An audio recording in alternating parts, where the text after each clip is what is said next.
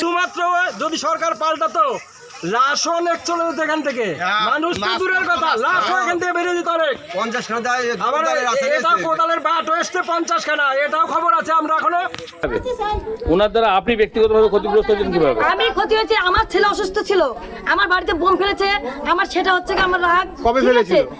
যখন মানে এর আগে যারা জিতেছিল তখন না, আবার উল্টো কেস করেছিল আমার বরের নামে। বিরোধিতা ওর করেছে, যে করেছে তাকে কি অত্যাচারটাও করেনি। এই যে এত এত গ্রামবাসী রয়েছে, রেপ কেস থেকে শুরু করে মার্ডার কেস থেকে শুরু করে বাড়ির অত্যাচার করে মানে অ্যাকশন, সেটা কবে থেকে চলছে? 2011 সাল থেকে 2026 অবধি চলেছে। আমি আমার ব্যক্তিগত অভিজ্ঞতা দিয়ে বলছি, আমার স্বামী হচ্ছে বিজেপি করে, ভোটের দিন বুথে কি করলো পুরো ওপেনলি বলে দিল 4 তারিখের পর আমি তোকে দেখে নেব, ঠিক আছে। শান্তিপুর পঞ্চায়েত সমিতির সদস্য শিল্পী দাসের বাড়ি ঘিরে বিক্ষোভ এলাকাবাসীর। চোর চোর স্লোগানে মাতোয়ারা সমগ্র পাড়া। শিল্পা দাসের স্বামী রাজু দাস শুধুমাত্র সাধারণ একজন জনপ্রতিনিধির স্বামীই নন, তিনি তৃণমূলের সন্ত্রাস জানাচ্ছেন এলাকাবাসী। সম্প্রতি ভোটের আগেও বাড়িতে বিভিন্ন অস্ত্রশস্ত্র মজুত রেখেছিলেন। 4 তারিখের পর তৃণমূল ক্ষমতায় আসার পর দেখে নেওয়ার জন্য একথা শুধু একজন না, হুমকি হিসেবে জানিয়েছিলেন এলাকার সকল ভোটারকে। নির্বাচনে তৃণমূলের ভরাডুবির পর ভয় আউট হওয়ার পর ভরসা জেগেছে মানুষের মাঝে। তাই রাজনৈতিক বহির্ভূতভাবে আজ তারা সকলে একত্রিত হয়ে গেছেন নতুন সরকারের অন্নপূর্ণা ভাণ্ডার দুর্নীতিমুক্ত করতে। তাদের দাবি, পঞ্চায়েত সদস্য নিজেও একজন আইসিডিএস কর্মী, পরিবারে যা কিছু সুযোগ সুবিধা আছে তা প্রথম 4-6টা নিজেদের জন্য রেখে তারপর অর্থের বিনিময়ে বিক্রি করেন। তবে এ ধরনের অভিযোগ এলাকাবাসীর কথা অনুযায়ী আগেও জানানো হয়েছিল। তবে যেহেতু তৃণমূল সরকার ক্ষমতায়, তাই সাধারণ মানুষ কিংবা বিরোধী রাজনৈতিক দলের কথা শোনা হয়নি। তবে বদলেছে সরকার, তাই তাদের বিশ্বাস এখন উপযুক্ত সময় বিচারের সাধারণ মানুষের জন্য পাঠানো সরকারি প্রকল্প হিসেবে তাকে দিতেই হবে। পঞ্চায়েত সমিতির তৃণমূলের এই সদস্য এবং তার স্বামীর বিরুদ্ধে কোনো ধরনের ক্ষোভ নেই। তারা জানাচ্ছেন তারা কোনোভাবেই রাজনৈতিক প্রভাবিত নয়, সম্পূর্ণ অরাজনৈতিক আজকের এই প্রতিবাদ। তবে পুলিশ প্রশাসনের উপর ভরসা রয়েছে, তারা এসে প্রায় সব ধরনের দুর্নীতির সুনির্দিষ্ট অভিযোগ অনুযায়ী তদন্ত করুক, তাদের দৃষ্টান্তমূলক শাস্তি দিক। উত্তেজনাকর পরিস্থিতি সামাল দিতে পুলিশ প্রশাসন এসে পৌঁছলে দ্বারস্থ হওয়ার পরামর্শ দেন তারাও। তবে শাসক দল তৃণমূলের এই জনপ্রতিনিধি এবং তার স্বামীর ভয়ে বেশ কিছুটা তখন ভিটে ছাড়াও রয়েছিল মানুষজন, এমনটাই জানা যাচ্ছে। তবে এখন সরকার বদলেছে, সুশাসন এসেছে, তাই তারা আশাবাদী যে এই সমস্যার সমাধান হবে। এই জায়গায় ছিল ধীরেন দাস আর শঙ্কর দাস, দু ভাই। আচ্ছা, এদের অত্যাচারে এখান থেকে চলে যেতে কাদের অত্যাচারে? এই এদেরই অত্যাচারে। এরা বলতে কারা? রাজু দাস বিভিন্ন তৃণমূলের বিভিন্ন সন্ত্রাসের কারণে এরা এখান থেকে চলে যেতে বাধ্য হয়েছে। কত সালে চলে গেছে এরা? এরা 13 সালে চলে গেছে। কোথায় গেছে কিছু জানেন? বর্তমানে বুইচাপাড়ায় আছে। এখানে কি তুলে দেওয়া হয়েছে না এরা ইচ্ছা করে গেছে? বাধ্য হয়ে ইচ্ছাকৃতভাবে যেতে বাধ্য করেছে। আজকে যদি সরকার বদল না হতো তাহলে কি অনেক মানুষকে চলে যেতে হতো? কি মনে করছেন? চলে যেতে হতো না, শুধুমাত্র যদি সরকার পাল্টাতো লাশ অনেক চলে যেত এখান থেকে, মানুষ তো দূরের কথা, লাশ এখান থেকে বেরিয়ে যেত অনেক। 50 খানা আবার এটাও কোদালের বাট এসছে 50 খানা, এটাও খবর আছে আমরা এখনো সেটা প্রমাণ করতে পারিনি বলে, যার জন্য আমরা সেই স্টেপ নিইনি। আমার জনপ্রতিনিধি কোনো পরিষেবা দেওয়ার বদলে খালি কেস ওই খেয়েছে। এই রাস্তার অবস্থা দেখেন, ওইখান থেকে চলে আসলেন, রাস্তার অবস্থাটা দেখুন। এই 10 লাখ টাকা এসেছিল পাড়ার সমাধান নিষের, কাজ হয়নি কিন্তু। শুধুমাত্র এই যে লাইট লাগিয়েছে 8টা না 10টা, কটা লাগিয়েছে আমি সঠিক জানি না। আপনারা চরম শাস্তি। কি নাম আপনার? আমার নাম গোবিন্দ দাস। এই জায়গার নাম? দিব্যডাঙ্গা দাসপাড়া।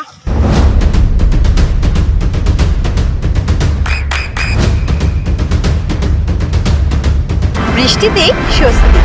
বৃষ্টি অ্যাকোয়া, বিশুদ্ধ পানীয় জল। আজকে আমরা প্রথমে এখানে আমাদের আইসিডিএস কর্মী শিলা কাকিমা, আমরা কাকিমা বলে ডাকি, আমরা তার বাড়িতে গেলাম না, কি জানতে পারলাম যে এই যে শুরুতে যে অন্নপূর্ণা যোজনাটা দেওয়া হবে, প্রথমে বলা হয়েছিল যে খুব যারা নিডি পিপল রয়েছে তাদের মধ্যে 20 জনকে দেওয়া হবে, 20 জনকে 30 জনকে দেওয়া হবে। যাই হোক, এবার না, তিনি যেহেতু আইসিডিএস কর্মী তার উপরে দায়িত্ব ছিল, সে নাম দিয়েছে। তার মধ্যে দেখা যাচ্ছে এই বাড়িরই মানে টিএমসির একদম যাচ্ছে তাই লেভেলে, যার বিরুদ্ধে পুরো গ্রামবাসীর অভিযোগ রয়েছে, তার ওয়াইফ আইসিডিএস এর কর্মী, তার অ্যাবসেন্সে, সে কিন্তু বাড়িতে ছিল না, তার অ্যাবসেন্সে তার আধার কার্ড, তার এপিক নাম্বার জোগাড় করে তার সইটাকে নকল করে তাকে অন্নপূর্ণা যোজনা এন্ট্রি করানো হয়েছে।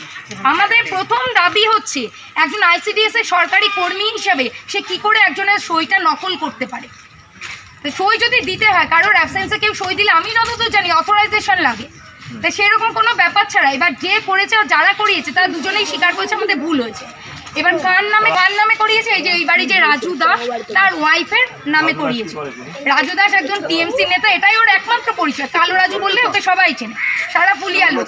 এবার বিরোধিতা তো সবাই করতে পারে, যে বিরোধিতা ওর করেছে, যে করেছে তাকে কি অত্যাচারটাও করেনি। এই যে এত গ্রামবাসী রয়েছে, রেপ কেস থেকে শুরু করে মার্ডার কেস থেকে শুরু করে বাড়ি অত্যাচার করে, মানে অ্যাকশন সেটা কবে থেকে চলছে? 2011 সাল থেকে 2026 অবধি চলেছে।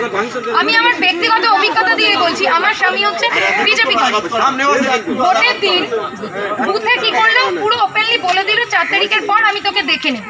ঠিক আছে, আচ্ছা ঠিক আছে, শোনো না, আমি বুঝে গেছি পুরনো সমস্যা আছে, সেই সমস্যা দিয়ে আজকে এই সমস্যাটা করেছে। আই একটা হচ্ছে তোমার অন্নপূর্ণা যোজনার ফর্ম ফিল আপ। এটা তো জাস্ট একটা নিমিত্ত মাত্র।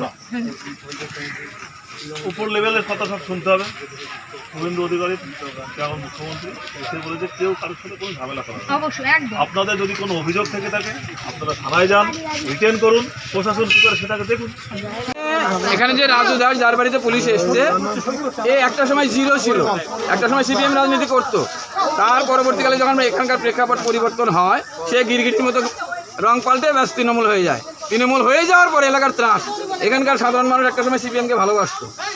এদের অত্যাচারে সমস্ত মানুষ মাথা হেট করে এর মানে বশ্যতা স্বীকার করে আর কি। তারপর থেকে এর বারবারন্ত, এই যখন পঞ্চায়েতে যা আসতো, এর নিজে ঘর থেকে শুরু করে ইন্দিরা আবাস থেকে শুরু করে নিজের বাবা, কাকা, ভাইপো, ভাই, ইভেন ভাইয়ের যে সিভিক ভলান্টিয়ারের চাকরি, তৃণমূল সরকারের প্রথম পর্যায়ে যখন এই কোঠাভিত্তিক এগুলো রাজুর ভাই হ্যাঁ, এ হচ্ছে আপনার জগন্নাথ, সমস্ত কিছু লুটে নিয়েছে, কোনো কিছু বৈধভাবে করেনি।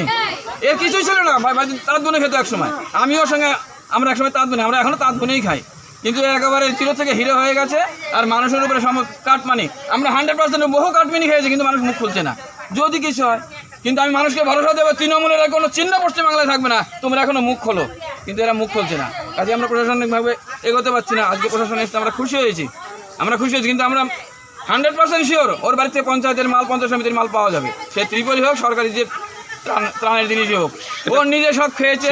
শেষ মুহূর্তে ওর নিজের বইয়ের চাকরি, আমার এলাকার মানুষ সভ্য বলে আমাদের এলাকায় সেন্টার, সেখানে গিয়ে দিদিমণিগিরি করছে, কোনোদিন কোনো পরীক্ষা দেয়নি। এলাকার এমএলএ বোঝো কিশোরের বাপ বানিয়ে সব জোগাড় করেছে শালায়। আমি শালা বলে বলছি, ওর কোনো নেই, শিক্ষাগত যোগ্যতা নেই, আন্ডার ম্যাট্রিক, কিন্তু ওই এলাকার ত্রাস। মানুষ এই পশ্চিমবাংলার সর্বত্র যা হচ্ছে, আমরা চাই এখানে সেটা। আমরা এখন কি ভয়মুক্ত হলো?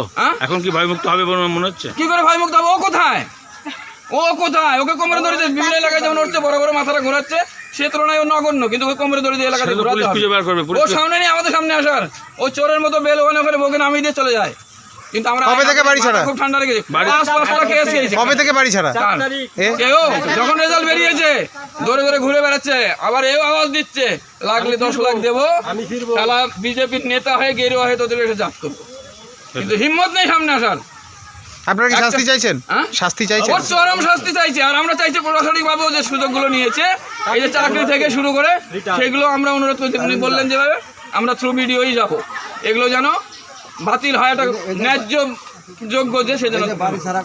এই দেখেন এখানে চলে গেছে ওর তাণ্ডবে আমাদের এখানকার মানুষ। কি নাম আপনার?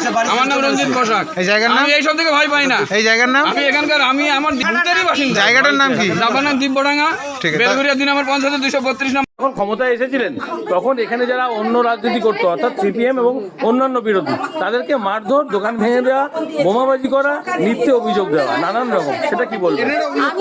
আমি যখন এই ভোটে গেল, সমস্ত ভোট গেল, আমার বিয়ের পরে শুনি যে সিপিএম থেকে মেরেছে, এখান থেকে শুনি ওরা মেরেছে, দুই পক্ষ। কিন্তু কে মেরেছে? এই যে এত লোক দেখছেন না, এতদিন তারা আমাদের সাথে কিন্তু মিশেছিল। আমি কিন্তু কখনো বুঝতেও পারিনি যে তাদের মধ্যে আমাদের মধ্যে এত ক্ষোভ আছে। আমাকে একটু বলতে দাও। তৃণমূল তো অনেকেই করে, তাহলে হঠাৎ আপনার বাড়িতে এত লোক আসলো কেন? অনেক পঞ্চায়েত সদস্য আছে, অনেক কথাই বলছে না এই যে আমরা নাকি নেতা। এখন নেতা না নেতা, না নেতা তো আরো আছে, সবার বাড়িতে যাচ্ছে না। এর আশেপাশে তো আরো অনেক নেতার বসবাস। আপনার বাড়িতে কেন আসবে? এই যে চোর চোর স্লোগান দিচ্ছে কি কারণে? চুরি করেছেন? যদি কোনো কিছু প্রমাণ করতে পারে আমি সব শরীরে আপনাদের সাথে ওনারা তো বলছেন নিজেরাই এভিডেন্স। এবার আমি তো বলছি, আমিও তো বলছি যদি তারা স্বামী কই? আমার সাথে দাঁড়িয়ে বলছে আমাদের পাড়া আমাদের সমাধানের কাজও হয়নি, সেক্ষেত্রে আপনি পঞ্চায়েত ভিডিও আমি যখন আমাদের পাড়া আমাদের সমাধান গেল, আমাদের পাড়ার থেকে অনেকেই গেছিল, হ্যাঁ এই যে ওই কাকা অনেকে গেছিল, আমি আর নাম বলতে চাই না, অনেকে গেছিল। সেখানে জোরে জোরে বলেছে এই 10 লাখ টাকা কি কি কাজ হবে ভিডিও অফিসে সেগুলো থাকবে, আপনারা চলেন। আমিও যাচ্ছি। আপনার বিরুদ্ধে অভিযোগ, সেগুলো কি আপনি মানছেন? আমি সব মানছি না, আমি সব মানবো না, আমি কি করতে মানবো বলো? আপনি বলছেন যে মিথ্যা অভিযোগ করছেন। শুনুন, শোনো, মানুষের উপর রাগ থাকতেই পারে। একটা মানুষ হতে পারে, 10টা হতে পারে, 100টা হতে পারে, আমি মানছি, প্রত্যেকটা পাড়ার প্রত্যেকটা সদস্য আমি মানছি না। এত মানুষ, তালি বাজে না, আমি মানছি না। এতগুলো মানুষ তারা মিথ্যা কথা বলছে। আমি বলছি না তো সবাইকে মিথ্যা কথা, সবাই এসেছে ওদের মনে হচ্ছে ওরা বলছে, কিন্তু এই 10 লাখ টাকাটি না ভিডিও অফিসে আমি আপনাদের সাথে যাচ্ছি, চলুন গিয়ে ওখানে তো লিস্ট আছেই 10 লাখ টাকার কি কাজ। এই 332 নম্বর বুথ তো ছোট না, একটু বড়, ওইদিকেও আছে, গিয়ে খোঁজ নাও না। আমাদের একটাই বক্তব্য শুনুন, বলি তৃণমূল অনেকেই করে, আপনার থেকেও বড় দায়িত্ব পালন করছে। সভাপতি বাড়ি ছিল এখানে, আগের যে সভাপতি, তাদেরকে ছেড়ে দিয়ে হঠাৎ আপনার পিছনে এত মহিলা, আমি তো দেখছি পাড়ার কেউ বাকি আছে আপনার কাছে অভিযোগ জানাতে? ভালো মন্দ কি আছে? আপনি একাই তৃণমূল করেন, আপনি একাই কি নেত্রী। বলেছে আমি একা তৃণমূল করি? এখানে রাত 12টার পরে কত মানুষ পাল্টে গেছে, এখন তাদের দেখলাম যে সবাই আছে। না না, তারা তো দুর্নীতি করেনি, কিন্তু আপনি তো দুর্নীতি করেছেন, দুর্নীতি বলছেন। আমি চাই সবাই মিলে আরো মানুষ নিয়ে প্রমাণ করুক, আরেকটা প্রশ্ন, ওনারা বলছেন লিখিত অভিযোগ দায়ের করবেন থানায়। করুক যেন, আমি কাউকে কি মানা করতে পারি আমার জন্য? আমি কি তাদের ব্যক্তি স্বাধীনতা? আপনার কি মনে হয় পাড়ায় কোনো ঘর বাকি আছে এখন আসার জন্য? করুক না, না, টোটাল ঘর যত ঘর বাস করে সবাই এসছে, এটা কেউ আপনার পক্ষে নয়। শোনো দাদা, যার ক্ষতি হয় তার হয়। মানুষ যখন অশান্তি লাগে কিছু মানুষ যে যা টানাটানিতে চলে যায়। আমার শাশুড়ি আরো যাতে এত বড় শান্তিপুর ব্লকে চলে গেছে, আর কিছু মানুষ ওই সময় না সুযোগের ও দিদি, এত বড় শান্তিপুর ব্লকে একটা কোনো নেতার বাড়িতে কেউ কর্মীরা গিয়েছে শুনেছেন? কাউকে ধরেছে, কাউকে চোর বলেছে শুনেছেন? এই আপনার ক্ষেত্রে এত মানুষ বলছে কি কারণে? কি কারণে বলছে? সই নকল না দাদা, একটা কিসের নকল? এটা কি কোনো আইডেন্টিটি, কোনো ইম্পর্টেন্ট জায়গায় আমার যে কাগজটা নিয়েছে তার হিসাবে সই, ওইখানে কোনো ডকুমেন্ট বলছে আপনার স্বামী ঘর ছাড়া। আমার স্বামী অবশ্যই ঘর ছাড়া, কারণ আমার একটা ছেলে আছে, আমার ভয় আছে। কেন আপনাকে মেরেছে কেউ? আমি আপনার ছেলেকে কেউ মেরেছে? আপনাদের পরিবারে কি ভাঙচুর হয়েছে?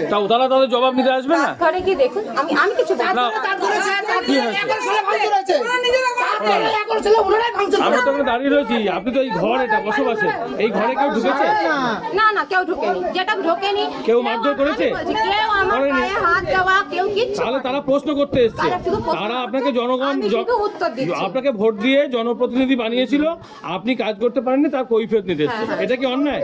না অবশ্যই অন্যায় নয়। ব্যাস, তারা তাদের মতামত দিতে পারছে, আমি আমার যেটুকু পারবো আমি তাদের মধ্যে বলেছি। আর কি বলছে ঘর, আমার ঘর অ্যাডভেস্টারের ঘর, আমার ঘরে 3 জায়গা দিয়ে জল পড়ে, আমি নাকি ঘর পেয়েছি। মানুষের দাবি বলতে থাকবো, আমি ঘর পেয়েছি। কটা আমি যদি ঘর পাই, আমার বাড়িতে 3-4টে ঘর বলছে, আমি বলতেই পারি। যদি কেউ প্রমাণ করতে পারে আমার নাকি অনেক জায়গা জমি সম্পত্তি, যদি কেউ বলতে পারে যে আমার নামে জায়গা জমি অন্য কাছে ট্রান্সফার করা যায়, ও দিদি সম্পত্তি একার নামে রাখা যায় না, ট্রান্সফার করা যায়। যাই হোক, আপনার নাম আর আপনার নামটা বলবেন। আমার নাম শিল্পী দাস বিশ্বাস। আপনি যখন এত লোকের এত কথা শুনলেন, আমার কাছে এত অল্পতে বললে হয়? 10 মিনিট হয়ে গেল, আপনার 10 মিনিট আপনারটা শুধু শোনাবো, এত মানুষের কথা শোনাবো না।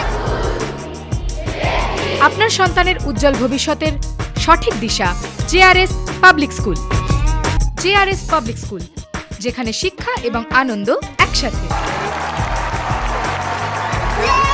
JRS public school has an excellent team of teachers for the holistic development of your child. আপনার সন্তানের উজ্জ্বল ভবিষ্যতের একমাত্র ঠিকানা জেআরএস পাবলিক স্কুল। আপনি কোথায় ইনভেস্ট করবেন, কেন করবেন, বুঝতে পারছেন না তো?